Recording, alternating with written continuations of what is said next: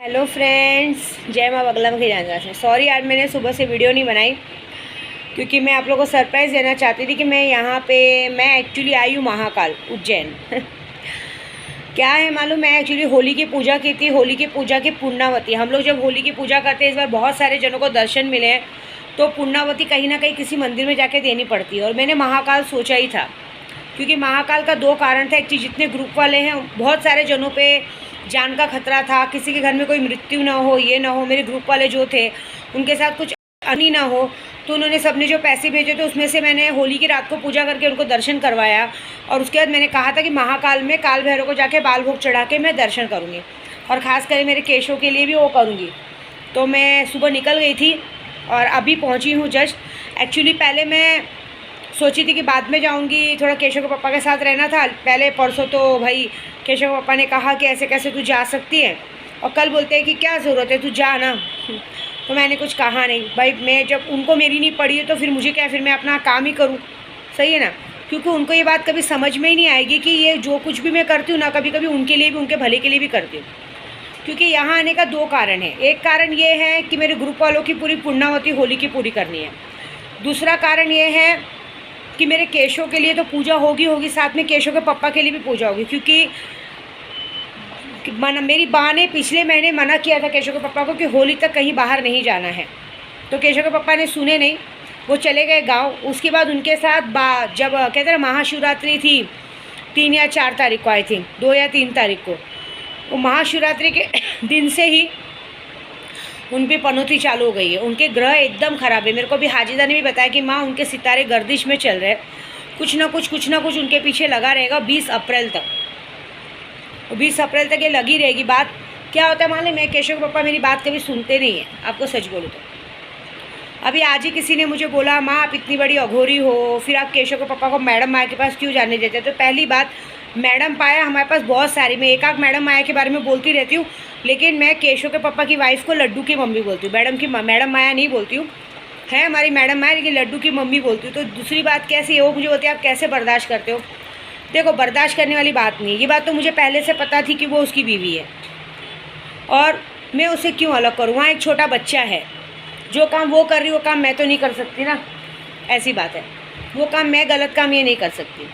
तो मैंने अपने आप को ज़रूरी यही समझा कि मैं साथ में रहने दो। देखो, मन नहीं मानता है, लेकिन क्या होता है मालूम है, वो जिम्मेदारी है, मैं प्यार हूँ, इतना तो मुझे पता है कि मेरे केशव पापा मुझे प्यार बहुत करते हैं। वो उनकी जिम्मेदारी है, उनके माँ बाप की थोपी हुई एक जिम्मेदारी है, जिससे उन्होंने उसकी शादी कराई है, तो शादी के वो छोड़ नहीं सकते। और मैं अपने केशव के पापा का प्यार हूँ, उनका कर्तव्य उधर है तो प्यार इधर है। प्यार तो देखो दोनों से करते हैं, प्यार तो उससे भी बहुत ज़्यादा करते थे, लेकिन कुछ ऐसी गलतियाँ, कुछ ऐसी कहते हैं ना, कुछ ऐसा धोखेबाजी या कुछ ऐसी गलतियाँ उसने की हैं, जो बात उसको शायद लगता है कि केशव के पापा को नहीं पता है, लेकिन उन्हें पूरी बात पता है, जिसकी वजह से वो दिल और दिमाग, मतलब नज़र से और दिमाग, दिल से, दोनों से उतर गई है।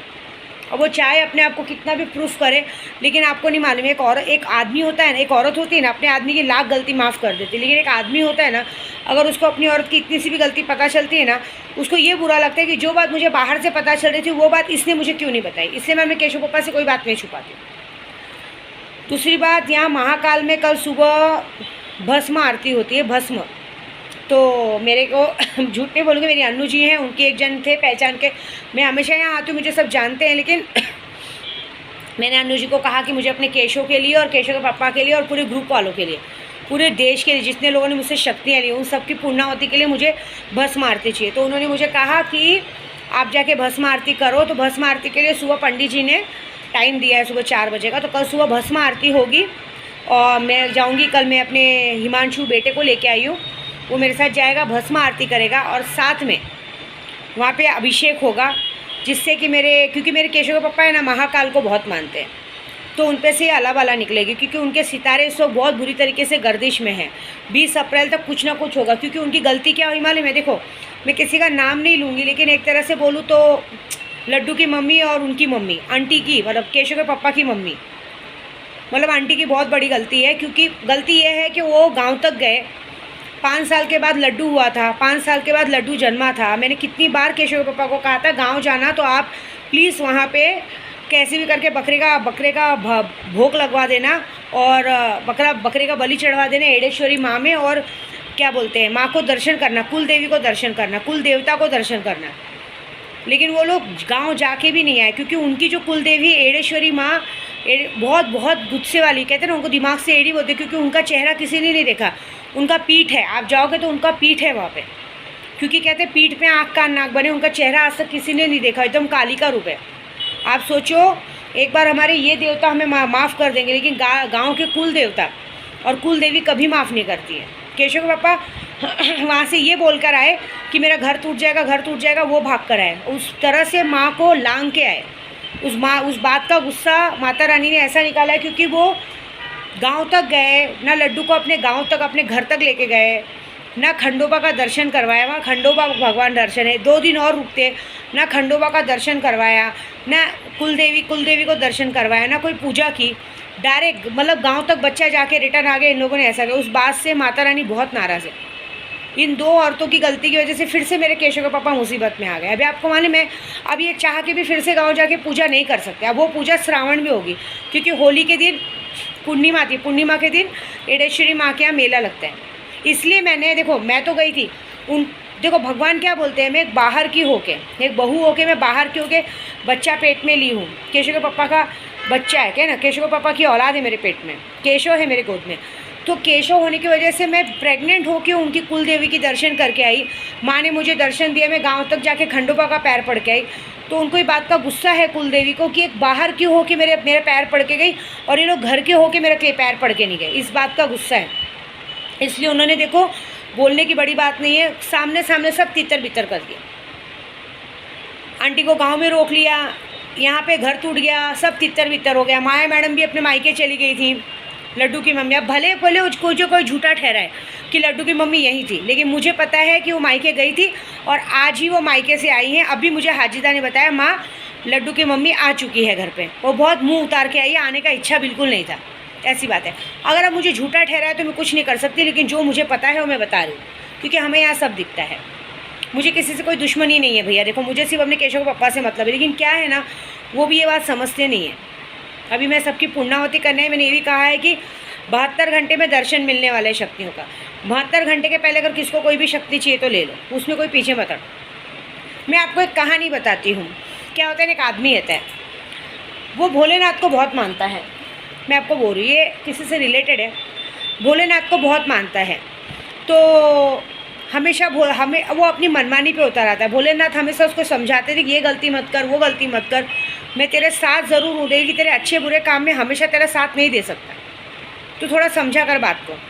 तो वो हमेशा ना भगवान को इग्नोर करता है। उसको दिमाग में है कि ये भगवान का मैंने इतना पूजा पाठ किया ना, भगवान मेरे साथ है ना, भगवान मेरे साथ कभी बुरा नहीं होने देंगे, ठीक है। तो एक वक्त आता है जब भगवान उसको 3 बार आगाह करते हैं कि देख तेरे लिए आगे मुसीबत है, मत जा, ये रास्ता मत जा, ये रास्ते पे मत जा। 3 बार आगाह करते, सुनता नहीं है, वो मनमानी करता है। एक वक्त आता है जब उस पर बहुत बड़ी मुसीबत आती है, भगवान उसके साथ रहते हैं। तो जो भक्त की बीवी रहती है, वो भक्त की बीवी बोलती क्या है, तुमको तो परिवार के लिए टाइम नहीं है, तुम और तुम्हारे भगवान दोनों तो आप एक दूसरे में बिजी रहते हो ना। भगवान को अपनी बीवी के पास जाना है ना, तुमको अपनी बीवी के पास आना है ना। क्या होता है ना, हर कहानी की जड़ एक औरत होती है। कहते हैं, क्या बोलते हैं, महाभारत में द्रौपदी थी, रामायण में सीता थी, और हमारे गोराई में माया मैडम है। वो चाह के भी कभी भी किसी को आगे बढ़ने नहीं देंगी। मैं सीधी बात बोल रही हूँ, मेरे केशव के पापा कभी आगे नहीं बढ़ेंगे, ज़िंदगी में नहीं बढ़ेंगे, क्योंकि जब तक उन पर चांद और सूरज की परछाई रहेगी ना। सूरज ये घमंड करता है कि मैं गर्मी से इसको जला दूंगा, और चांद ये घमंड करता है कि मैं इसको ठंडे से पूरी तरह से इसका दिमाग ठंडा कर दूंगा। लेकिन उसको ये बात नहीं पता कि कुदरत का खेल, कहते ना, भोलेनाथ ने अपने सर पे गंगा बिठाई है। जब वो गंगा जी बरसती है ना, जब बारिश होती ना, बारिश की बूंदें गिरती ना, तो ना वहाँ सूरज की चलती ना चांद की चलती है। सूरज और चांद दोनों का ध्वस्त हो जाता है। जब बारिश घमासान बरसती ना, तो सूरज दिखता है ना, आसमान में उस रात चांद दिखता है ना, उस पर ग्रहण लग जाता है। ये बात कोई समझता नहीं। तो भोलेनाथ क्या करते मालूम है, मैं भक्त की कहानी बता रही थी, मैं कहाँ चली गई। तो वो भक्त भक्त बोलता है भगवान को, भगवान एक काम करो ना, आप भी बहुत दिन हो गए अपने घर नहीं गए, आप अपने घर जाके आओ, तब तक मैं भी यहाँ रहता हूँ। आप तो हो ही मेरे पास, जब मैं आपको बुलाऊंगा तब आप मेरे पास आ जाओगे। तो भगवान कहते हैं कि इस वक्त तुझ पे मुसीबत है, इस वक्त मैं तेरा साथ छोड़ के नहीं जा सकता, नहीं तो कोई ऐसी बड़ी मुसीबत आएगी जिसके पास से तू उभर नहीं पाएगा। तो वो बोलता है, नहीं नहीं भगवान, आप तो हो ना, जब आप हो तो मुझे किसी बात का डर नहीं है। भगवान उसको 2 बार 3 बार समझाते हैं, लेकिन क्या होता है ना, वो भाई कहते हैं विनाशकाली विपरीत बुद्धि। अब वो औरत का चढ़ा है ना, औरत का घमंड चढ़ा है ना, घर वालों का परछाई चढ़ा है, तो वो सुनते नहीं है। भगवान बोलते हैं, ठीक है अच्छा चलो मैं जा तो रहा हूँ, लेकिन फिर तो मुझे बुलाएगा तो मैं जल्दी आऊँगा नहीं, क्योंकि अगर मैं अपने घर जाऊँगा तो फिर मुझे टाइम लगेगा आने में। फिर याद रखना तेरे साथ जो भी अनहोनी होगी उसकी जिम्मेदारी तेरी होगी। तो बता रहे, हाँ हाँ भगवान मुझे पता है, आप बुलाने पे आओगे, आपसे मुझे ऐसे बोल रहा है, मुझे बहुत प्यार करते हैं। भगवान बोलते ठीक है। तब वो भक्त पे आती बहुत बड़ी परेशानी। तो परेशानी आती, वो भगवान को बुलाता है, अरे भगवान आओ ना आओ ना आओ ना। भगवान बोलते अभी कैसे आऊँ, अभी तो मैं भी तो तेरी माँ के साथ बिज़ी हूँ, मैं भी तो यहाँ पे पार्वती जी के साथ बिज़ी हूँ, सब कुछ हूँ, मैं कैसे आऊँगा वहाँ तक, अभी तो मैं नहीं आ सकता, तो मुझे थोड़ा दिन लगेगा, तो वेट कर।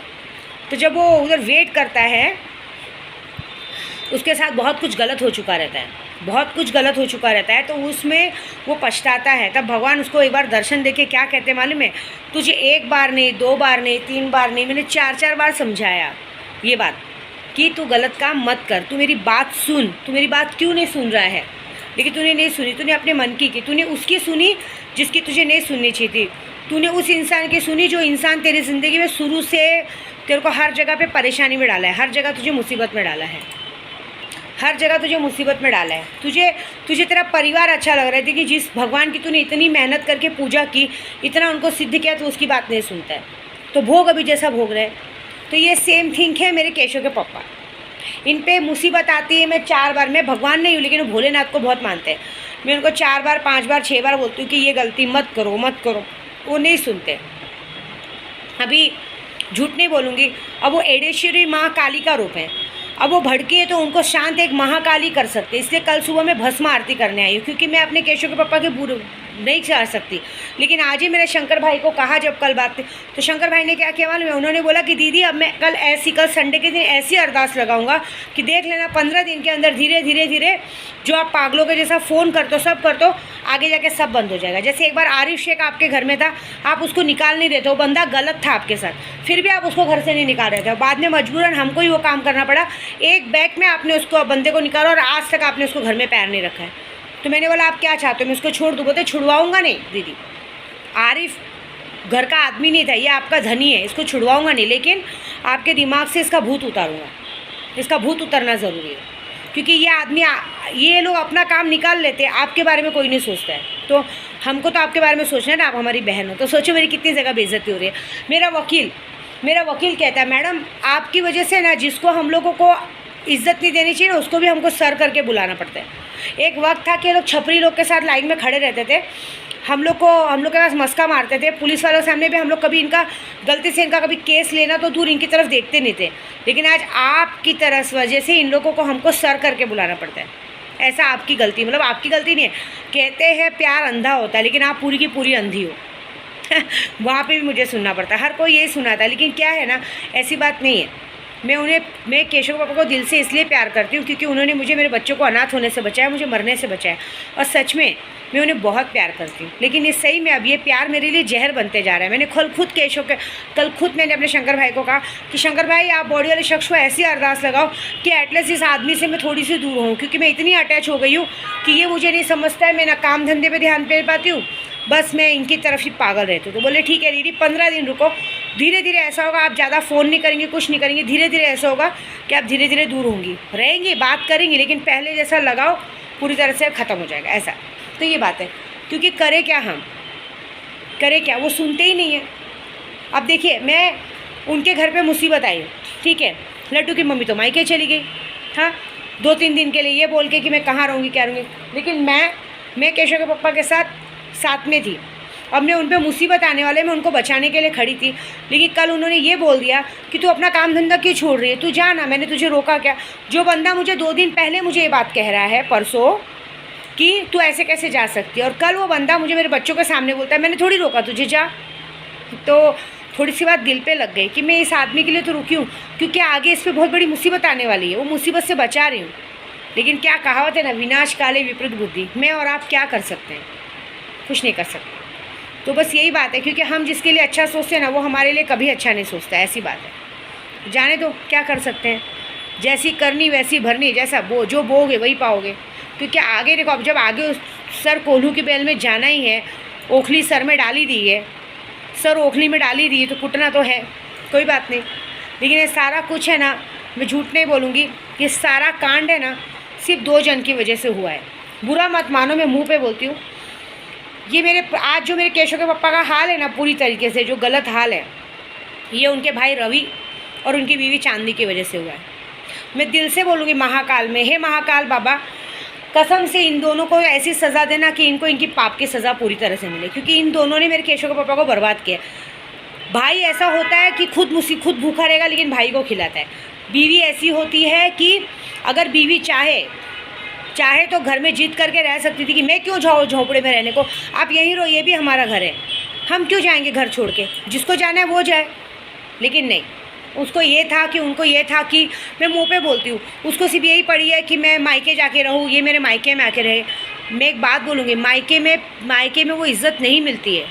पति की इज़्ज़त पति के घर में होती है। आप उसको कुत्ता बना के मायके में लेके जाओगे ना, वहाँ कोई इज़्ज़त नहीं, क्योंकि वहाँ सिर्फ आपके भाई नहीं, भाभी भी है।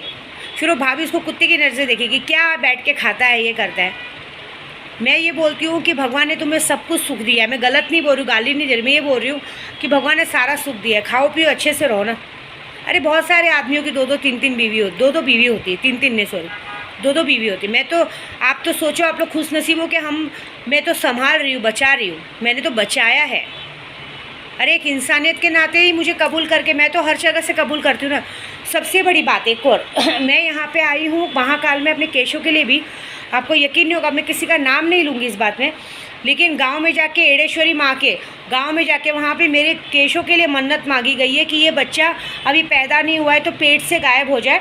पेट से गायब हो जाएगा तो हम लोग बकरे की बलि देंगे। अब वो जिसने भी बोला है, मैं उसका नाम नहीं लूँगी, मेरे को भी नहीं पता कौन है, झूठ नहीं बोलूँगी, लेकिन ये मुझे बताया गया है कि आपके बच्चे के लिए वहाँ बकरे की बलि का मन्नत माना गया है। अब वहाँ की देवी को तो मैं पहले ही दर्शन पैर पड़ के आई हूँ, वहाँ के खंडोबा को मैंने ही दर्शन किया। मैंने कहा है कि जिस दिन मेरा केशव होएगा ना, तो मैं यहाँ पे क्या बोलते हैं, जोगवा और भंडारा करवाऊँगी, जागरण और जोगवा करवाऊँगी। तो मेरी माता रानी कैसे नहीं सुनेगी। अब देखना, मैं ये बात पक्की बोल रही, चैत्र के नवरात्रि रामनवमी तक जिसने मेरा केशव तो आ चुका रहेगा, लेकिन जिसने मेरे बच्चे के लिए बकरा माना है ना, तो वो जिस भगवान को माना है, वो भगवान बकरा नहीं लेगा। जिस इंसान ने मेरे बच्चे को मांगा है कि बच्चे की जान चली जाए, उस इंसान का बच्चा रामनवमी तक चला जाएगा। अब कौन है मुझे भी नहीं पता, ये बात सच बोलूँ ना, मुझे भी नहीं पता कौन है, लेकिन ये होगा ज़रूर, ये पक्की बात है।